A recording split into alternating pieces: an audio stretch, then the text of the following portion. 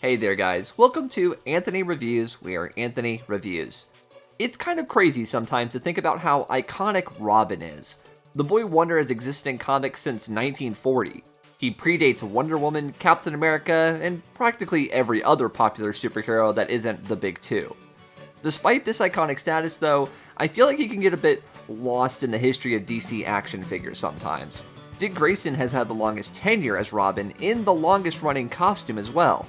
But would you believe me if I said it took 16 waves of DC Universe Classics figures from Mattel to actually get this look in figure form?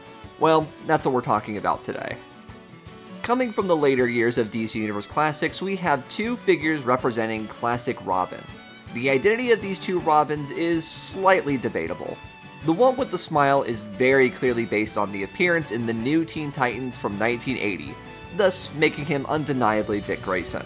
The variant features a more grimacing face with the little horns in the hair. The figure's expression and hairstyle would suggest that it could be Jason Todd, the second Robin. However, the style of the mask is far more retro, and while it could be chalked up to being a variant, the bio on the back of the box seems to confirm that it is in fact Dick Grayson. Could you treat one as Dick and the other one as Jason? Well, yeah, that's what I do.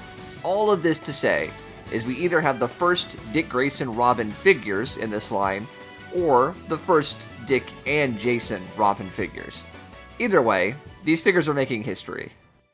Other than the very distinct heads, these two figures are identical. It's a very nice recreation of the classic Robin look with the short yellow cape and the exposed legs with the little pixie boots. You don't get more comic booky than this costume. I think the colors on him really pop and look nice. Something that this line did really well was present these characters in a very straightforward and very colorful ways.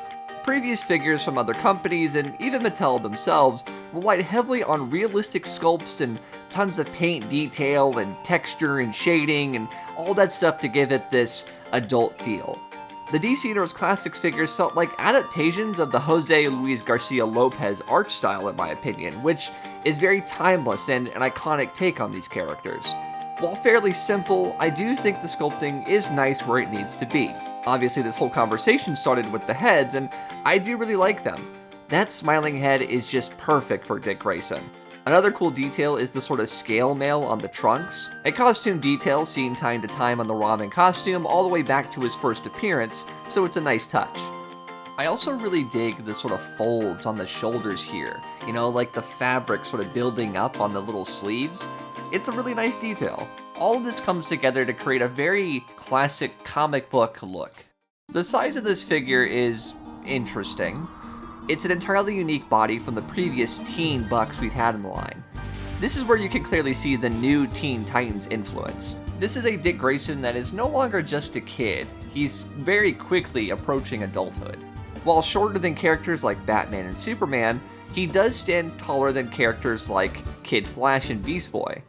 Looking at the previous Robin figure, one based on Tim Drake, you can see just how much taller he is. This detail does make him less viable as the Gold or Silver Age Robin, of course. He's not really a boy wonder, definitely more of a teen wonder if anything. Despite this, I do like the overall proportions and the style of the figure. He doesn't really look like a grown man in the Robin costume, but as I mentioned, he's no 10-year-old either. For articulation, we do have a few surprises here. It's no secret that Mattel's DC figures are a bit dated when it comes to articulation. While they do have a fairly clean look, they really can't get into any kind of dynamic posing. Where Robin differs is all in the arms and legs. Instead of the single pin elbows and knees we see on pretty much all DC Universe Classics figures, Robin here is actually double jointed. This is, of course, nothing special today, but back then, it was kind of revolutionary for the line. I can only imagine people were intrigued or excited where this could go for the future of these figures. Unfortunately, this didn't really lead to any sort of widespread implementation, but they do look good here. Other than the arms and legs though, it is pretty standard articulation for this line.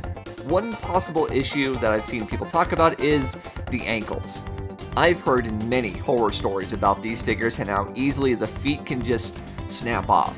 I haven't had any issues personally, and I pray that I never do. Both figures come with the same accessories, one batarang and a grapnel gun. I couldn't find both of them for this review, but they came with the same thing. It's not like you're missing out on anything. This is what they both came with. I just have, one of each. The Batarang is simple, of course. It's just a small piece of black plastic sculpted to look like a tiny bat. The grapnel gun is a 3-pronged hook connected to a gun with a string. There's no firing mechanics, it's not spring-loaded or anything. It's just a hook on a string. Mattel would often release Batman characters with things like grapnel guns and Batarang, so it isn't exactly unique in that sense, but they are unique items. For whatever reason, Mattel would consistently do new versions of Batarangs and grapnel guns, so I guess that's nice. I guess I shouldn't complain when companies are actively making new things for us. They're fine. Mattel's history with DC can be loved or hated, let's be honest. Many people, myself included, hold this line very, very close to the heart.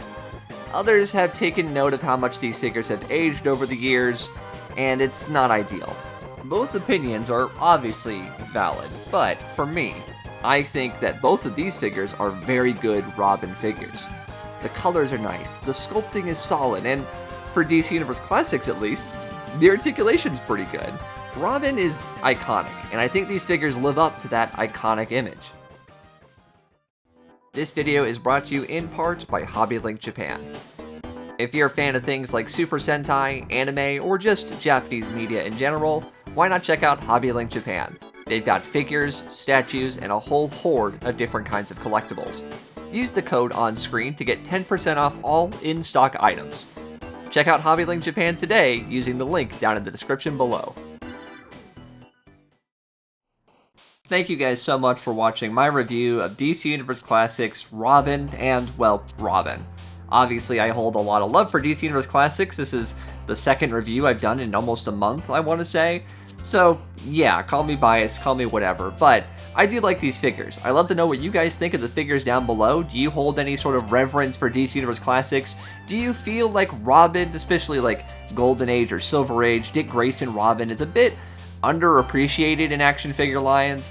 I get the sort of booty shorts and everything like that are a bit dated, but either way, what do you guys think? Let me know down in the comments below. Feel free to check out some of my other videos if you'd like. I've got other DC related videos. Subscribe for more videos in the future, and that is really it. Thank you guys so much for watching, and take care.